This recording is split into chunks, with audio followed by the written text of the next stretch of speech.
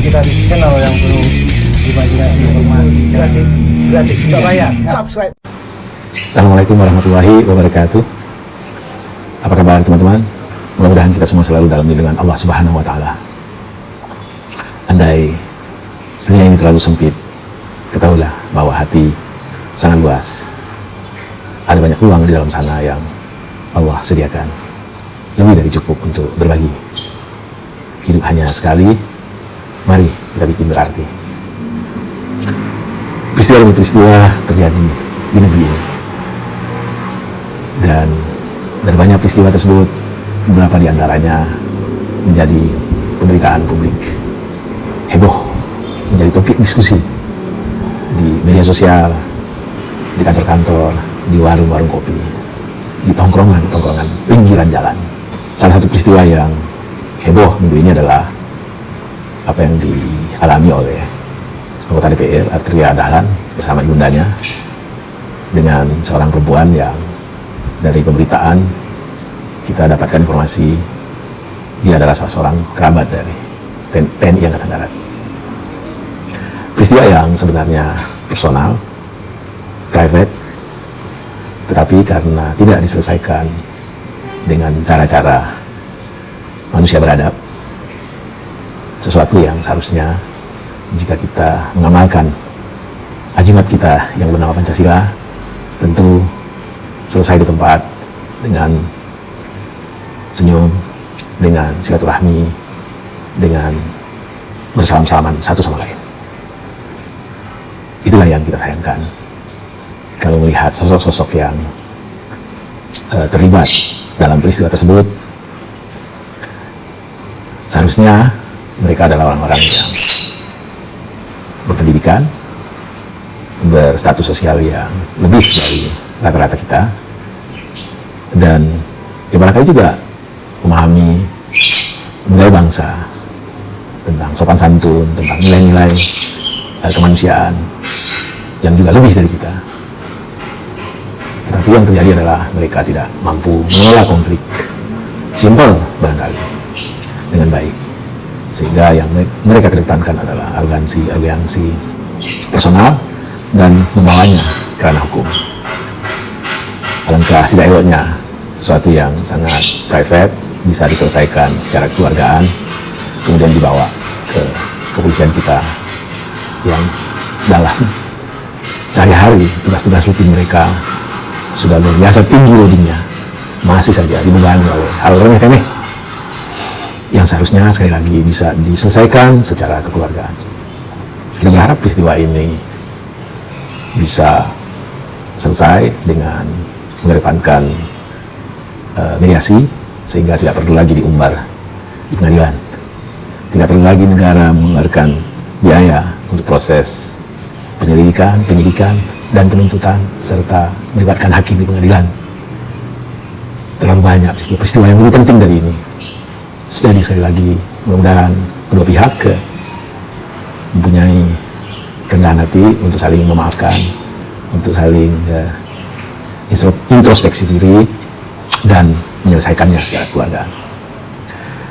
Maka kita mengamati dengan seksama, harus diskusi, harus pembicaraan di media sosial terkait dengan peristiwa ini.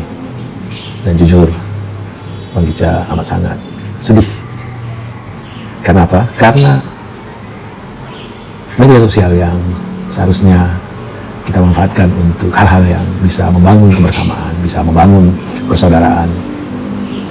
Terkait dengan peristiwa ini, hampir sebagian besar dari masyarakat setidak-tidaknya yang berkomentar di media sosial itu mengarahkan telunjuk kepada salah satu pelaku dari peristiwa ini, ya katakanlah Arteria Dahlan.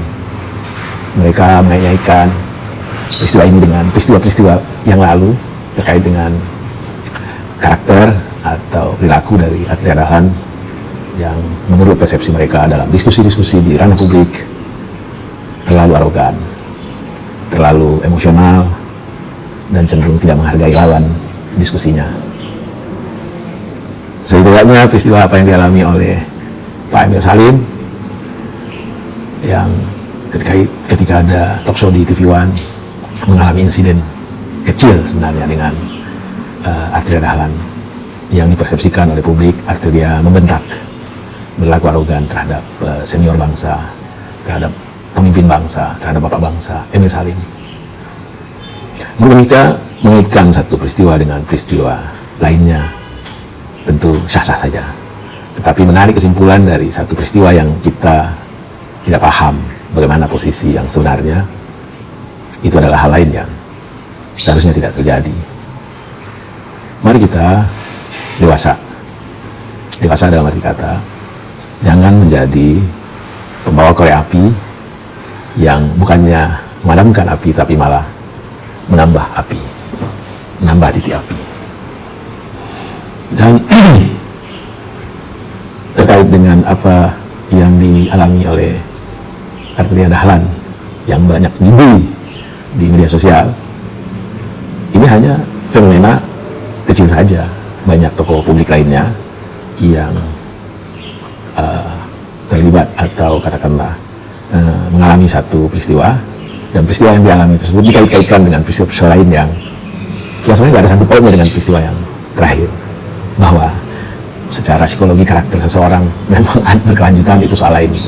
Begitu hanya ingin kita semua mari tidak gampang mengadili, tidak gampang mengambil kesimpulan jika kita belum paham, belum tahu duduk perkara atau bagaimana peristiwa tersebut berlangsung. Dan kalau peristiwa tersebut sudah ditangani oleh aparat penegak hukum, mari kita tunggu, dan kalau kita berminat ya kita pantau sampai peristiwa itu di persidangan, dan kita hormati apa yang diputuskan oleh pengadilan. Sebelum peristiwa ini ada lagi peristiwa lain yang menyebabkan publik menyoroti sosok Arteria Dahlan ini, yaitu soal pernyataannya dalam satu diskusi atau dalam satu kegiatan atau event yang sangat kontroversial, yaitu kalimat atau narasi dari dia yang berbunyi bahwa aparat penegak hukum adalah simbol negara sehingga tidak boleh terhadap mereka dilakukan OTT. Ya, dan kurang begitulah. Ini sungguh sangat kita sayangkan keluar dari mulut seorang anggota parlemen dari PDIP, dan tentu juga wajar mempertanyakan pemahamannya tentang hukum.